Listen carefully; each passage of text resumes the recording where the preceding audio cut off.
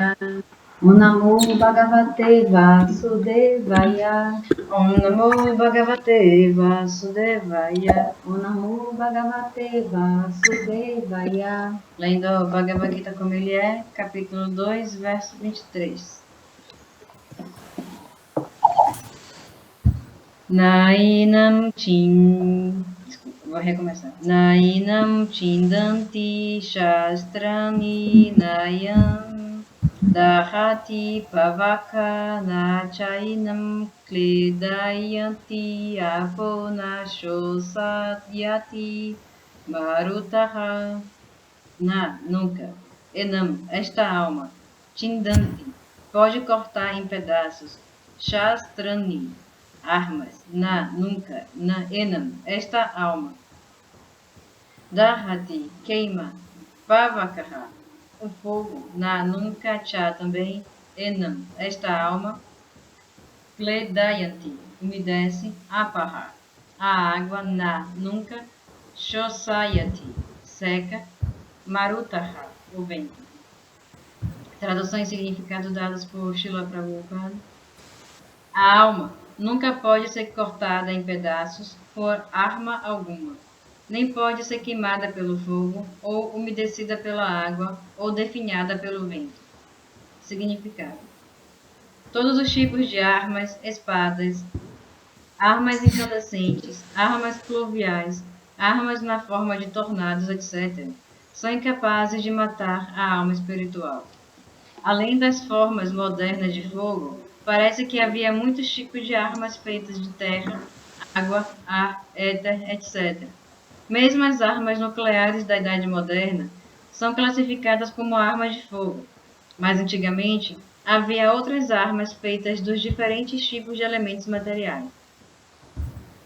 As armas de fogo eram neutralizadas por armas de água, que atualmente são desconhecidas da ciência moderna. Tampouco, os cientistas modernos conhecem as armas do tipo tornado.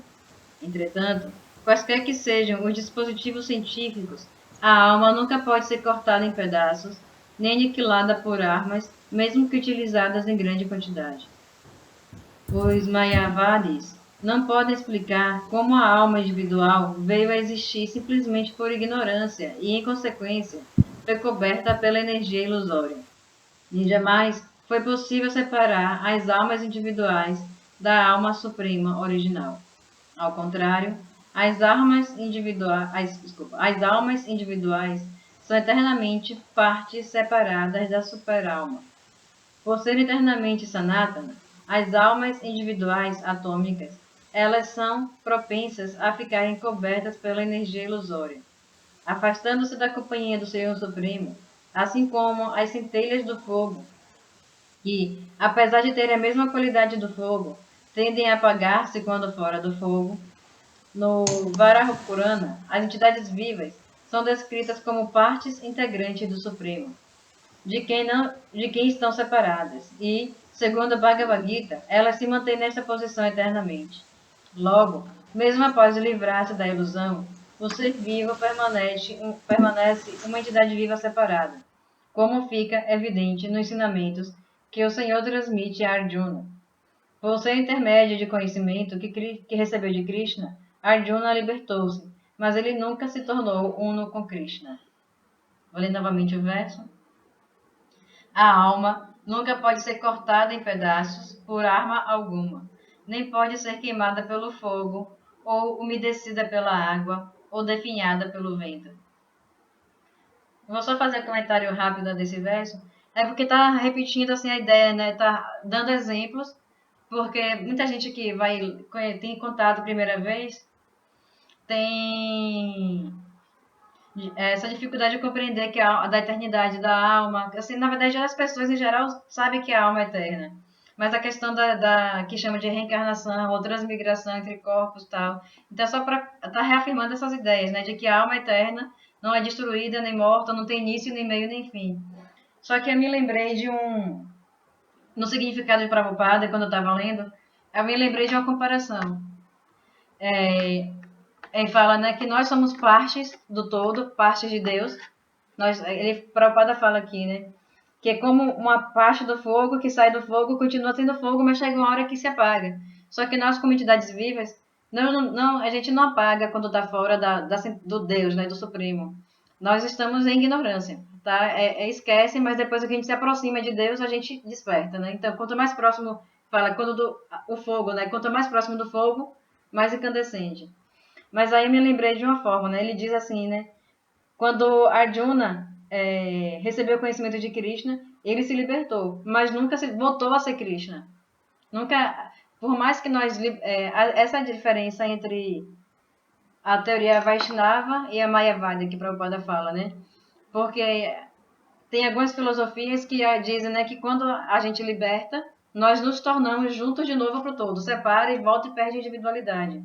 Já na teoria Vaishnava, nós saímos do parte do todo, adquirimos nossa individualidade, mas quando a gente desperta, atinge a liberação, nós continuamos individuais, não perdemos a individualidade no corpo do todo novamente. Aí eu me lembrei, quando eu estava lendo aqui, do leite. O leite em si, ele pode se tornar manteiga, pode se tornar coalhada, pode se tornar iogurte, queijo, vários tipos de queijo. Mas um queijo nunca volta a ser leite. Iogurte nunca volta a ser leite. Mas fazem parte do mesmo material, da mesma matéria-prima que é o leite. Não sei, eu estava lendo aqui, veio essa ideia, assim, então, pode agir a liberação, mas por mais que seja parte do todo, nunca volta a ser o todo. Por mais, não é que ser queijo é inferior, a gente é inferior à suprema personalidade de Deus, mas atinge a qualidade, atinge a liberação. Não é que ser queijo é ruim, ser queijo é muito bom, mas o queijo nunca volta a ser leite. Não sei se tem para entender essa comparação. E aí? Isso Uma metáfora, né? É a metáfora que ela usou. Nesse caso, ela está falando sobre a evolução, né? Da transformação de um para outro, né?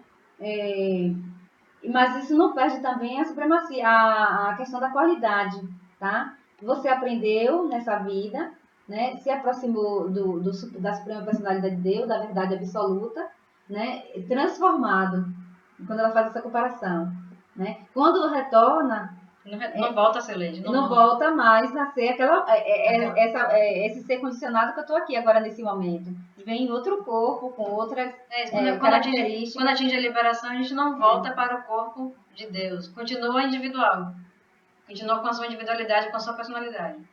Esse é o personalismo, a diferença do Vaishnavismo para algumas outras religiões é essa questão do personalismo. De manter a individualidade. De manter a individualidade e do impersonalismo. Que o Prabhupada citou, né? Eu lembrei disso que o Prabhupada citou aqui, né? Os Mayavadis não podem explicar como a alma individual veio a existir simplesmente por ignorância e, em consequência, foi coberta pela energia ilusória, né? A teoria Mayavadi é essa, de que não existe um Deus, um ser como uma pessoa, um ser pessoal.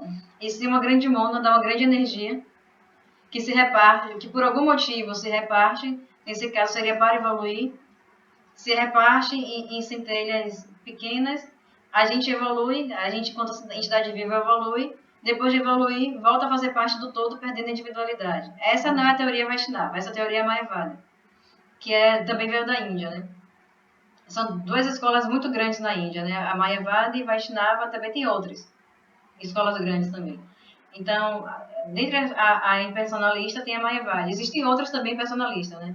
Então, diz assim, que dividiu por algum motivo, que não sabe qual motivo dividiu, acredita-se que para a mônada evoluir, depois perde a individualidade. Então, só para relembrar, né, que essa é a grande diferença, que para Prabhupada, para as escrituras que estão nesse livro, não. A gente faz parte do todo, sai, evolui e quando retorna individual, mantendo a individualidade. É isso aí. E aí eu vou querer saber, por exemplo, aqui já explicamos, né? Essa parte aqui do Gita, esse verso 23. E aí eu vou assim, querer a opinião de vocês em relação a essa questão do que vocês entendem em relação ao personalismo e impersonalismo, tá? Porque isso é muito importante. Para entender essa filosofia védica, é importante entender o personalismo, diferenciar entre o personalismo e o impersonalismo, tá? Eu vou começar aqui pela ordem que estou vendo aqui. Eu vou começar pela Eva, depois a Estelinha, depois a Gláucia, a Nene e a Caromila. Se Caromila puder ficar. Vamos lá, Eva.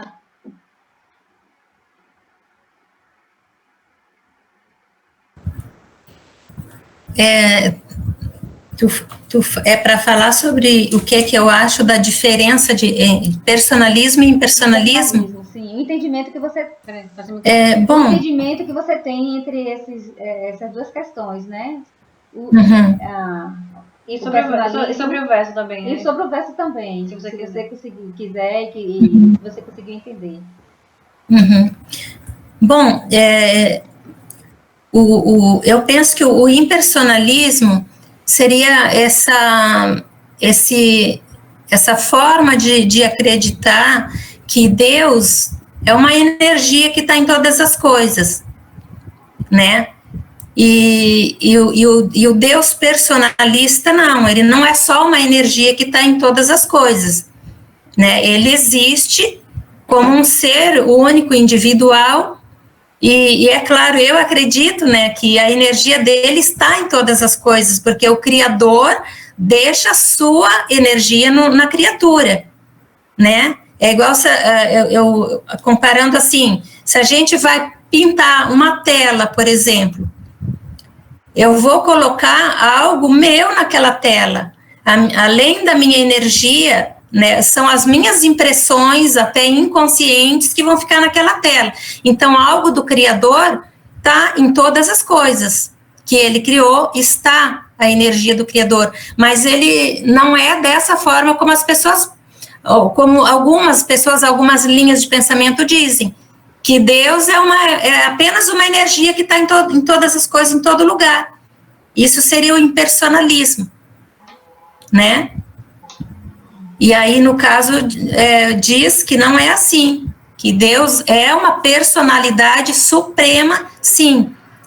E claro que a energia dele está em tudo que ele criou, mas ele não é essa energia impersonalista, é uma personagem suprema. Isso, né? Ele também, né? Como você falou, ele não é só a energia, significa que ele também é a energia dele também está em todas as coisas, que é o onipenetrante, né? Aquele que tudo penetra. Porque a gente acredita, né? Que fala que Deus é onipresente, onisciente, e o que mais?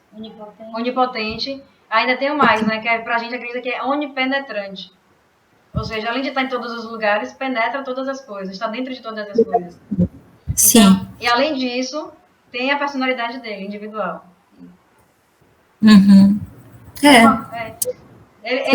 Ser personalista não exclui a energia.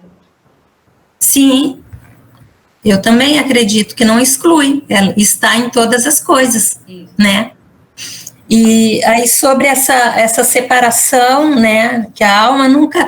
Engraçado que eu acho que o meu livro é o mesmo que o teu, mas tem algumas palavras, não é, que a tradução é diferente. A sua versão ele usa outras palavras. Né? Por exemplo, aqui no meu... vai mais atualizada. É uma revisão que foi feita. Foi feita uma revisão. Então, as colocações... Essa daqui não imprime mais. Essa aqui é uma versão antiga. Então não deve ser isso. Então, a alma nunca pode ser despedaçada por arma alguma, né? Nem pelo fogo, nem por nada. Então, se a nossa alma é uma centelha infinitesimal que saiu do Criador, o Criador é indestrutível. Se nós somos uma partezinha dele, também somos indestrutíveis, falando de alma. Então, nada pode destruir a nossa alma. Pode destruir nosso corpo físico, vários corpos físicos, né? Que a gente vai e volta até tomando paulada até aprender tudo que tem que aprender. Mas a nossa alma não pode ser separada, dividida, cortada, morta, assassinada. Isso são coisas apenas do corpo físico. Nada pode terminar com uma alma. Mas...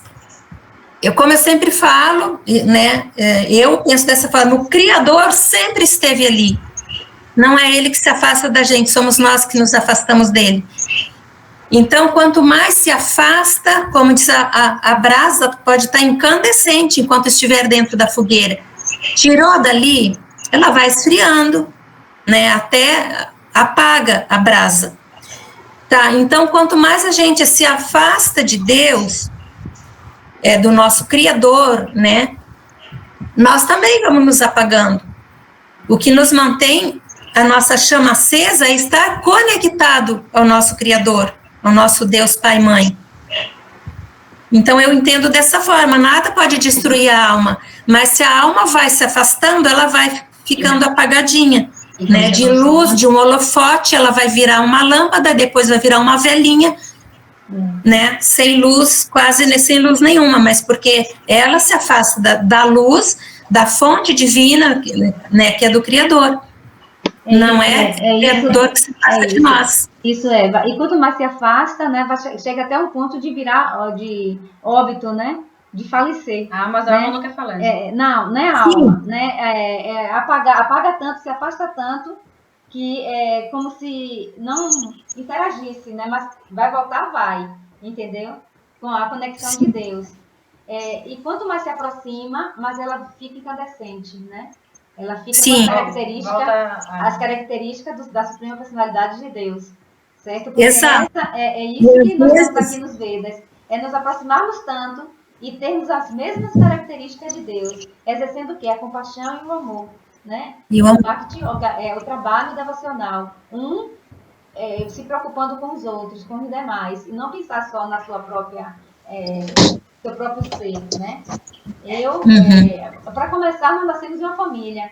A gente precisa de alguém, né? A gente escolhe alguém para ter um relacionamento, né? Conjugal. E ela está querendo sair? A Nena está querendo sair. Nena, eu vou então passar para você rapidinho, só você dar uma palavrinha. Não vou deixar você ficar por assim, não.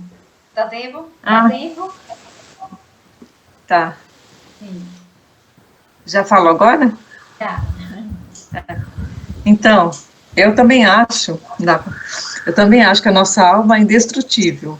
Não importa o que aconteça com o nosso corpo, não importa em que planeta estejamos, a nossa alma vai ser sempre a mesma, né?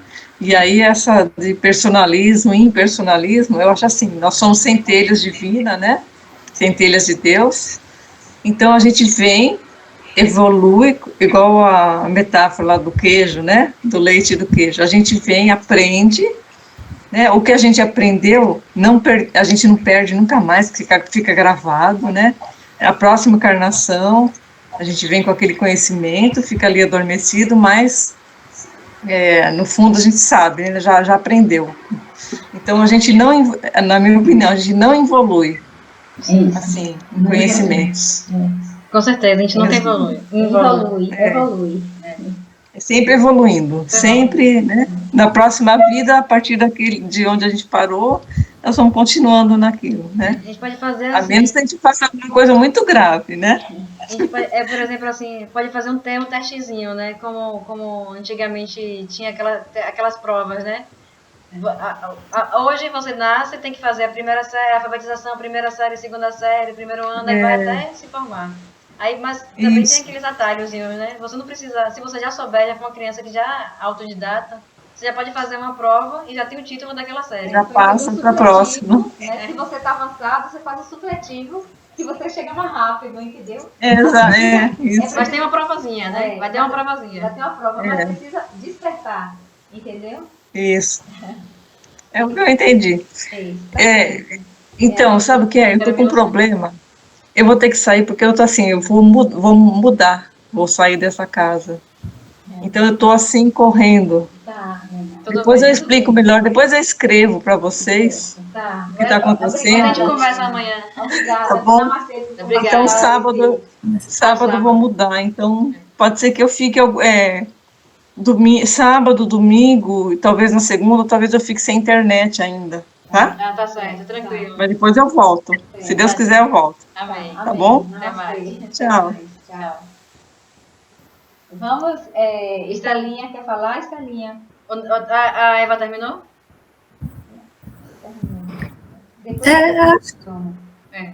Pode ser, tá bom. Estelinha? Eu acho que para mim é muito difícil entender a encarnação, Isso. mas eu acho que a alma é um espírito e nós fazemos parte do corpo de Deus.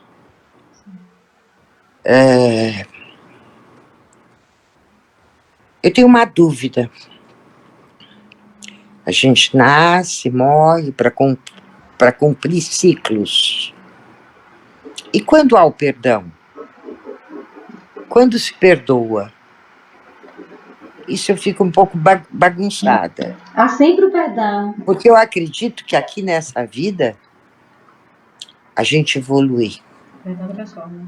Eu estar hoje aqui com vocês, para mim é um ato de crescimento, de evolução. Eu podia estar lá vendo a Globo, a Bandeirantes, ou lendo meus livros, que eu adoro ler. Mas não, eu estou preocupado, eu tô preocupada de alguma maneira em crescer, em evoluir. Então, vocês me dizem que eu estou cumprindo aqui um legado. Que eu já vivi muitas vidas e estou aqui nesse momento para apagar os meus pecados que um dia eu pequei. É mais ou menos isso? É isso aí. Tu falou uma coisa interessante, Estelinha, sobre o perdão. O perdão transforma, o perdão muda tudo. Provada fala várias vezes, né, que a entidade viva pode atingir a evolução espiritual de duas formas. Pelo seu próprio exercício, pela sua própria luta individual e através da compaixão. A compaixão, o perdão é um exercício da compaixão. Porque se alguém te faz algo que te machuca e você perdoa, significa que você compreendeu que aquela pessoa fez aquilo por ignorância e sentiu compaixão por ela. Então, o perdão é um sintoma da compaixão. Então, somente por compaixão ou pelo próprio mérito, então são essas duas formas de se atingir a liberação. Pelo próprio mérito, o próprio esforço, e pelo perdão de outra pessoa, pela compaixão. Agora, quem me perdoa? Quem me perdoa? Uma pessoa... Eu sou julgada por quem? O perdão não é julgamento. O perdão significa compaixão. Não é que você... Não, eu sinto assim. No momento, eu estou falando na evolução dos ciclos de morte e vida. Isso. Quem me julga? Isso. Você se eu tenho mesma. que voltar a viver, se eu estou devendo alguma coisa para Deus, quem está me julgando? Estelinha, a evolução ela é individual. É um processo automático. É um processo automático. Então, no momento que você compreende, que você exerce a compaixão, você mesmo está exercendo o perdão. Você se perdoa. E está evoluindo, e você está adquirindo característica de Krishna. Entendeu? Porque Krishna, no caso do Vaishnava, do Deus, qual a característica do Deus? Não importa o nome. Ele está perdoando todos. Deus sempre perdoa. Entendeu? Então, quando a gente adquire essa própria característica, a gente... Deixa eu dar só um exemplo. Deixa eu explicar. Deixa eu interromper. Você é mãe e é avó. Você entende que, às vezes, para educar uma criança, você precisa dar uma puniçãozinha. Porque se deixar ela fazer o que ela quiser, vai ficar uma criança birrenta, mimada, e vai fazer o que quer. Então, por mais que seja o cantinho do pensamento, uma pessoa, um pai, que é uma mãe, que é agressivo, vai castigar de forma severa. Mas Deus não castiga de forma severa. Ele castiga o mínimo possível, o mínimo que é necessário para aquela pessoa individual. Então, se para aquela entidade viva que está naquele nível, ela precisa de tal nível de castigo. Para pessoas mais, de alguma forma maior, que já aprendeu, já é uma pessoa mais obediente, existe uma outra forma de castigo. Então, às vezes, nem precisa mais de castigo. Então, por quê? A gente sabe que para educar alguém, a gente precisa ser um pouquinho dura. Aparentemente é um pouquinho duro, mas a gente entende que aquela aparente dureza faz parte do aprendizado, faz parte da educação. Mas Deus sempre perdoa. É aquela mãe, né, que dói mais o tapa, a curriada, né, como diz, dói mais na mãe do que na própria criança. Muitas vezes a mãe se machuca muito quando tá batendo, chora porque tá batendo. Na frente não, mas depois se sente mal por ter batido. Mas compreende que foi necessário ter batido na criança, ter castigado a criança para ela aprender. Quando a Caruna fala assim, esses castigos, nós trazemos os nossos próprios castigos, são nossos karmas que nós acumulamos. O que é o karma? Se a gente for uma pessoa que não exercemos bem a nossa compaixão e nosso amor, a gente vai acumulando, podemos comparar no catolicismo, pessoas más, pessoas boas. Se eu sou uma pessoa má, certo? Como você... Eu fico com dívidas, é mais ou menos isso? É mais ou menos isso. Eu fico com dívidas para pagar depois. Então, por isso a encarnação, outra vez. É mais ou menos isso aí. Tá. É mais ou menos isso. Entendeu? Agora, todos os seres da Terra vão ter esses ciclos de nascimento e... Ou existem pessoas... Agora sim, todos os seres vivem no ciclo de samsara, até ele compreender só que tem o exercício do amor e da compaixão. Não é só dívida. Como se fosse acumula. O dívida também acumula um saldo bancário, por exemplo. Não só o vermelho, tem o azulzinho também. O azulzinho também. Se a pessoa boa acumula um saldo positivo. Um saldo positivo. Entendeu? Ou se você gasta demais, acumula um saldo negativo.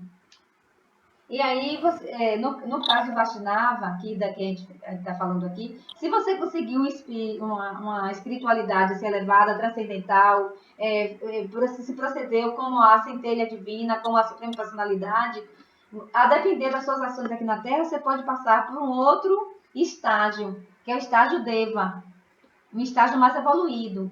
E aí, aqui, a gente compara assim, Jesus, Irmã Dulce... São Francisco de Assis, são pessoas, né, evoluídas e que eles vieram como avatar. Isso aí é um pouquinho complicado, Estelinha. Deixa, eu não vou prolongar isso aí, tá entendendo? Porque Jesus também é um enviado de Deus. É um enviado de Deus, entendeu? Ele tá falando, fez que quis dizer que Jesus é uma entidade que é avatar, significa aquele que desce com algum propósito. Então Jesus veio com um propósito. Com um propósito. É um avatar. Isso que de ajudar a humanidade, entendeu? Então, esses exemplos que a gente tem que perceber, certo? Termos essa percepção, né, do comportamento dessas pessoas, para que a gente também possa se inspirar nessas pessoas. Eu mesmo aqui no meu altar, eu tenho Santo Antônio, eu tenho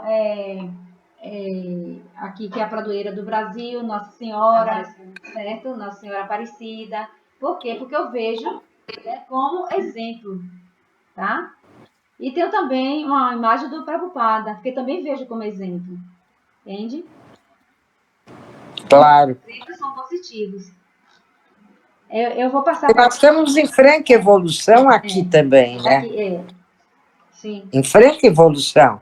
O simples fato da gente querer o conhecimento, o aperfeiçoamento, o conhecer, que é muito importante para mim. Eu acho que é uma evolução muito grande espiritual. E se eu pequei, no momento em que eu estou buscando, eu não sou perdoada? Com certeza. Esse julgamento... essa questão assim... Quando você demonstra que você está no processo de desejando, é porque é dito, né, que o karma pode ser atenuado. Isso é um perdão. Assim, você, por exemplo, estava prescrito, queria... Um exemplo esdrúxulo. Eu estou imaginando agora. Estava previsto para perder uma mão. O que você pode fazer é cortando uma verdura, tem um talhozinho no dedo.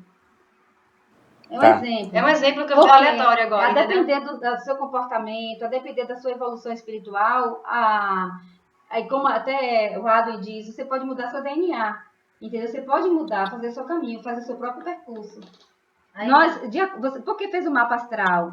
para ver as combinações dos planetas e saber quem é a sua personalidade, quem é, tomar o autoconhecimento. Todos nós precisamos de ter o autoconhecimento. Através do mapa astral, você pode compreender as suas tendências, tratar as suas tendências e sair delas, e se livrar delas. Exatamente. Não ficar no mesmo ciclo do mapa. Não significa que eu vou conhecer meu mapa astral, eu sei que tal planeta em tal casa me faz ter tendência a cometer tal atividade, então toda vez que eu cometer essa atividade eu vou dizer, é devido ao meu Saturno que está em tal casa. Não, isso é rancor, isso é apego ao personagem. Se eu sei, por exemplo, que meu Saturno está em uma casa que vai me fazer tal coisa, um exemplo, não sei, não estou com um exemplo agora na cabeça. Então eu vou lutar para não cometer essa atitude, para não seguir o roteiro do personagem que tem essas tendências. Tá. Celinha, eu vou passar agora para a Gláucia, porque eu tenho reunião daqui a pouco, 21 horas, eu tenho reunião da escola. Glaucinha, depois a gente retoma, tá? Para ver a compreensão final. Eu só queria que vocês explicassem para mim o que eu não entendi bem. O personalismo é Deus em tudo? É isso? Sim. Deus está em tudo. Aí, ao mesmo tempo, ele é em nós também. Está em nós também. E o impersonalismo? O impersonalismo também tem essa ideia de Deus estar em tudo, porém, para nessa energia. Não tem a individualidade de Deus. Deus não tem... a gente acredita que Deus tem gosto. Ele gosta de tal coisa, ele não gosta de tal coisa. A gente vai entender, tem um capítulo do Gita que ele fala, né? Aquele que não engana, aquele que não quer mal aos outros. Aí ele fala todas as características. Estes são muito queridos a mim. Aquele que não inveja, aquele que não engana, aquele que não faz mal ao outro, é muito querido a mim. Se essas pessoas são queridas para ele, significa que ele tem desejo, ele tem gosto. Ele é uma pessoa com vontade. Significa que as pessoas que são ao contrário daquilo não são tão queridas a ele. Não significa que ele vai abominar essas pessoas. Significa que os mais queridos, que existe qualidade. Todos são queridos. Todas nós somos, como entidades vivas, somos muito queridas para Deus. Porém, as pessoas que não invejam, que não querem fazer mal ao outro, que são sempre derrotadas, são mais queridas ainda. São mais próximas dele. Isso, são mais como próximas. um escadinho de evolução, né? Elas estão mais lá em cima. Isso. Não quer dizer que aí fala, né, que Deus não faz separação de pessoas.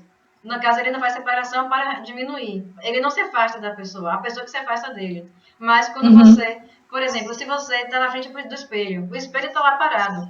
Se você der um passo para trás, a impressão da imagem são de 2 passos. Se você der 3, a impressão da imagem são de 6 passos para trás. Mas quando você dá um passo para frente, são 2 passos para frente. Através da imagem refletida. Então, mas a espelho está parada. É mais ou menos isso. Então, quanto mais você se afasta, não é que Deus se afasta de você. É você mesmo que está se afastando. Aí você pode compreender a personalidade de Deus nos passatempos, né?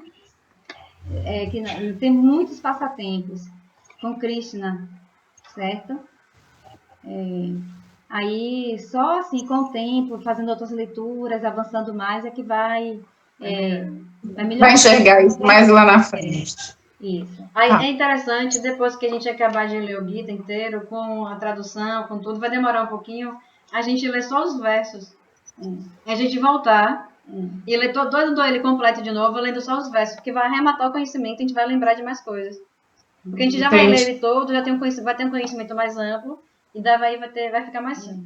A gente vai compreender muito mais coisas ainda. Eu vou voltar só para fazer o fechamento, né, final, com a Eva, certo? Só para a gente fechar, assim, a compreensão, Eva, assim, uma frase, algo assim que achou interessante e que é bom colocar para todos, né? Eu sei que você tem muito conhecimento aí. Então, eu penso assim, ó, nessa questãozinha de Deus com um filho que está, digamos, num caminho errado, num caminho que vai retardar a chegada dele, né, a meta final. Assim como nós, que temos filhos, né, que somos pais, se um filho da gente faz algo errado, né, como roubar, prejudicar alguém, a gente vai ficar triste. A gente vai ficar muito triste com isso, né? E a gente fica feliz quando o filho não vai por esse caminho, quando ele é uma pessoa boa, né? Uma pessoa próspera em todos os sentidos, ajuda o próximo, enfim, uma pessoa honesta, correta. Nós ficamos felizes quando o nosso filho está nesse caminho. Porém, tristes com o filho que está no caminho errado, praticando coisas erradas, mas nós não condenamos, nós sempre vamos perdoar o nosso filho. Mas esse perdão que a gente dá ao nosso filho, porque temos o amor de mãe, né, não implica que ele não vá resgatar os males que ele fez. Então, ele vai ter, eu sou mãe, eu amo e eu perdoo. Isso não quer dizer que eu vou passar a mão na cabeça do meu filho, não, deixa por isso, não. Por amar que a gente perdoa, mas vamos fazer o nosso filho reparar o erro, consertar o erro.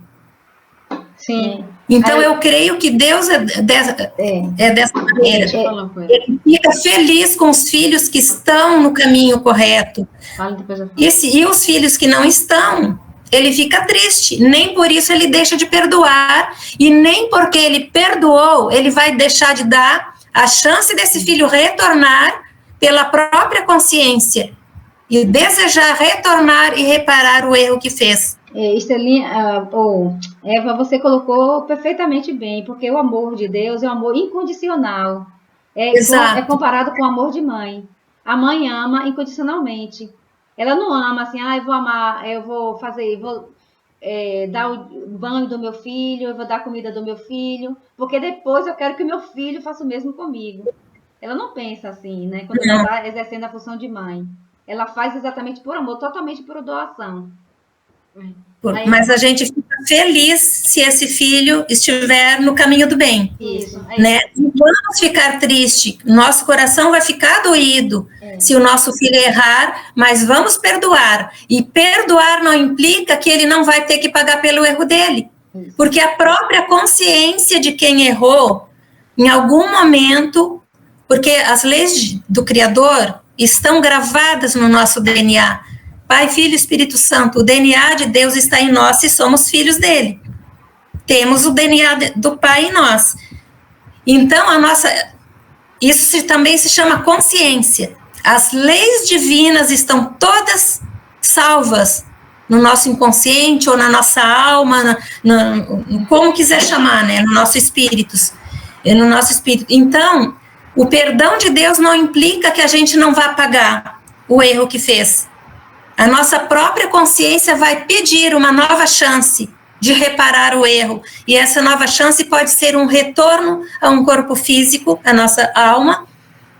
E aí vai se deparar com situações onde ele vai reparar, resgatar aquele erro que ele fez. Aí ele vai ter um ponto a mais no boletim dele, vai subir um degrau, vai voltar ao degrau que ele estava, quando errou, decaiu um degrau, digamos, como exemplo, vai subir de volta.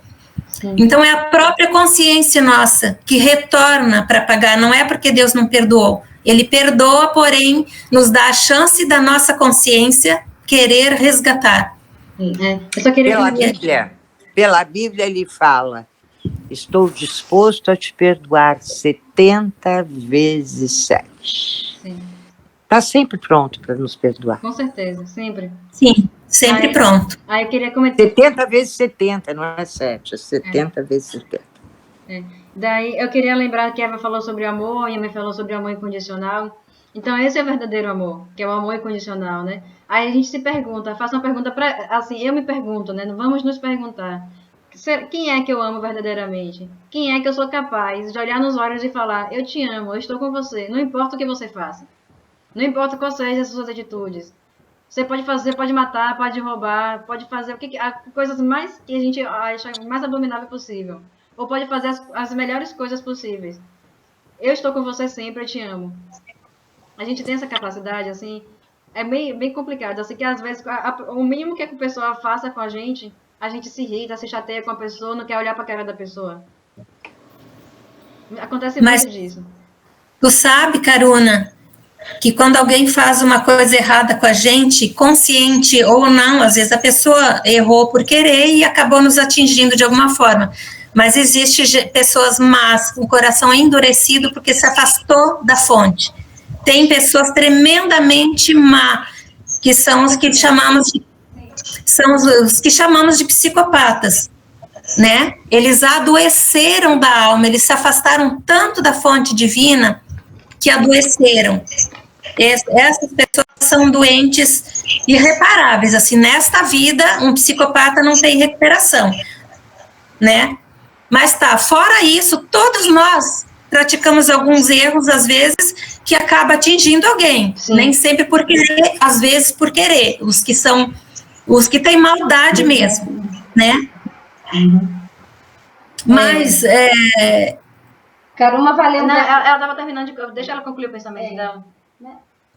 Caruma, ela valeu um versozinho aqui. Não, é porque o que... Tanto a Glaucia quanto a Celinha falou... Aí eu achei o verso aqui no capítulo 12. Pode ler a primeira, às vezes tem às vezes está dentro disso tudo, pode ler. É o capítulo 12, aí começa no verso 13, né?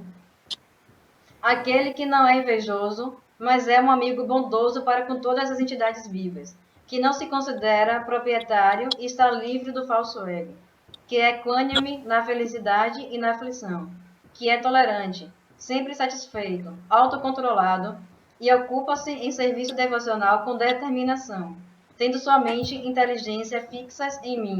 Semelhante devoto me é muito querido. Aquele que não põe ninguém em dificuldades e a quem ninguém perturba, que é equânime na felicidade e na aflição, no medo e na ansiedade, me é muito querido. Esse meu devoto não depende da rotina habitual e de suas atividades, que é muito puro, perito, despreocupado, livre de todas as dores, que não está lutando para obter algum resultado. Me é muito querido. Ele vai continuar, é muito longo. É o capítulo 12, começa no verso 13. Aí depois ele fala, né? Aquele que não se alegra nem se magoa, que não se lamenta nem deseja, e que renuncia tanto às coisas boas quanto às coisas ruins. Semelhante devoto me é muito querido. Aí começa, né? Aquele que é igual para com os amigos e com os inimigos, que é equânime, na honra e na desonra, no calor e no frio, na felicidade e na aflição, fama e infâmia. Verso 18. Que está sempre livre da associação contaminadora, sempre silencioso e satisfeito com qualquer coisa, não se importa com nenhuma residência, que está fixo em conhecimento e se ocupa em serviço devocional. Semelhante pessoa me é muito querida. Então, achei interessante que queria chegar era esse verso aqui que eu estava procurando. Então, aquele que é igual para com os amigos e com inimigos, significa aquele que ama todos. Não importa se você é amigo ou se você é inimigo. Então, foi feita até uma música, né? A Elba Ramalho, acho que canta uma música assim, há muitos anos a música foi gravada pela Elba Ramalho. Esse CD é um CD inteiro, na verdade. Quem construiu esse CD, o nome desse CD significa Canção do Divino. É um CD não, né? É um disco na época. Essa Canção do Divino foi feita por um devoto para Buragunata. Ele foi um dos criadores do movimento tribalista Tropicália.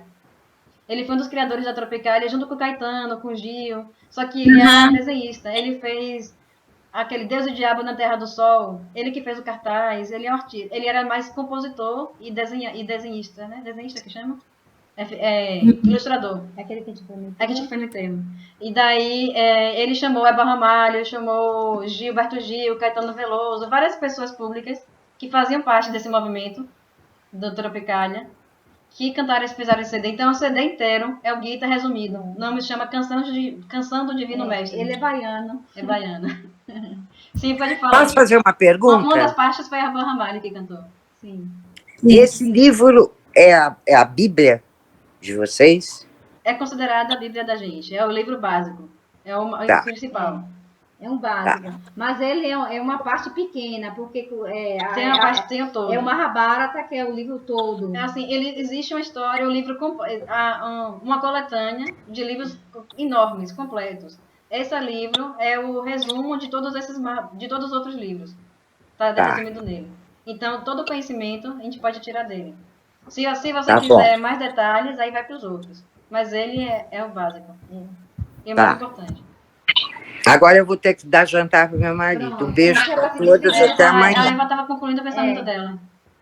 Oi? Não, só... Não, Até se ela amanhã. precisar ir, pode Estelinha, deixar. um beijo no coração, Estelinha. Amanhã tá Nos vocês todos também. com Deus. Amém. Amém. Tchau. Amém. Pode concluir, Eva, seu pensamento. E Glaucinha também para falar um pouquinho. Então, o que eu estava dizendo, falei de psicopata, tá, coisa e tal, porque esses fazem o mal por prazer de ver a pessoa sofrer, por prazer de prejudicar. Eles são doentes da alma. O psicopata não é doente do corpo físico, eles são doentes da alma, mas o corpo físico vem doente. Sabe, o cerebelo nosso, que é todo, as duas glândulas aqui, ele é todo enrugadinho, que nem o cérebro é todo enrugado, o cerebelo é todo enrugadinho. Os psicopatas, o cerebelo, nos pontos que correspondem ao sentimento, é liso, eles já nascem, é todo liso. Isso foi estudado por uma médica americana, que ela estudava...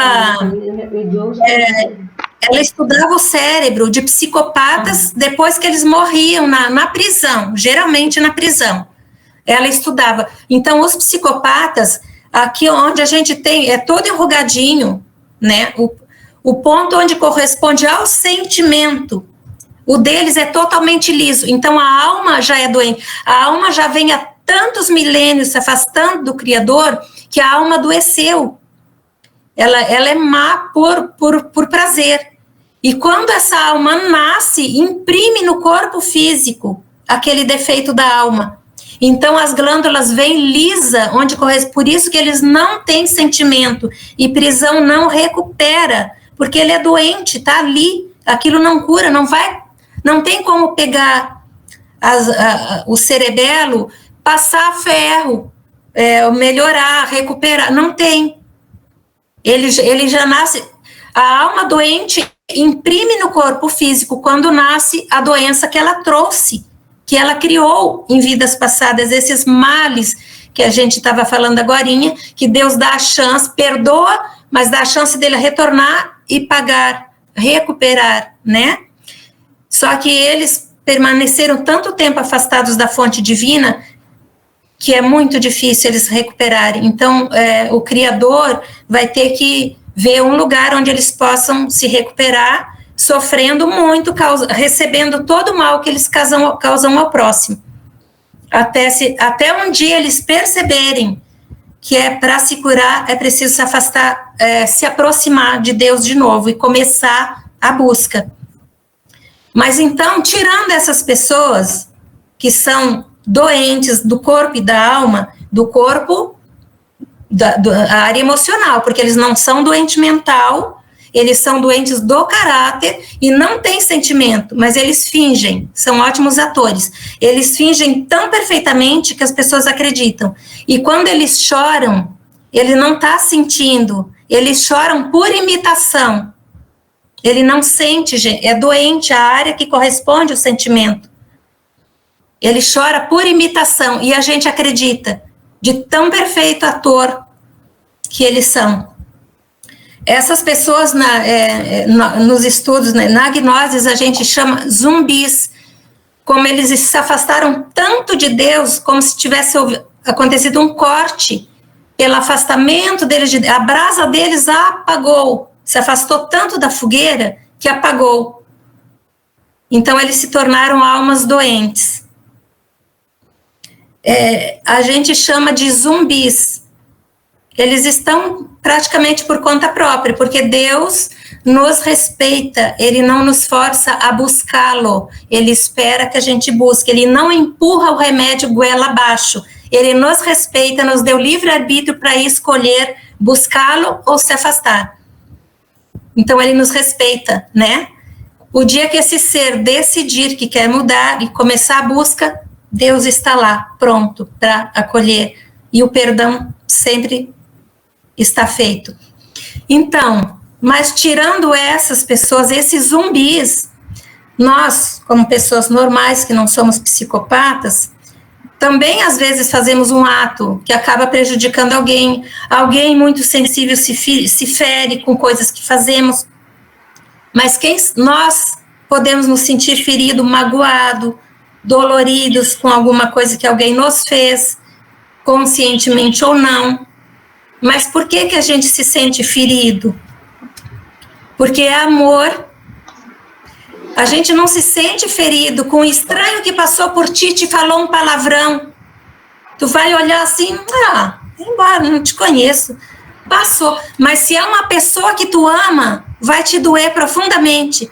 Porque a gente ama tanto aquela pessoa que a gente não seria capaz de prejudicá-la. E inconscientemente a gente acredita que a pessoa é o mesmo que a gente. Não faria nenhum mal para a gente.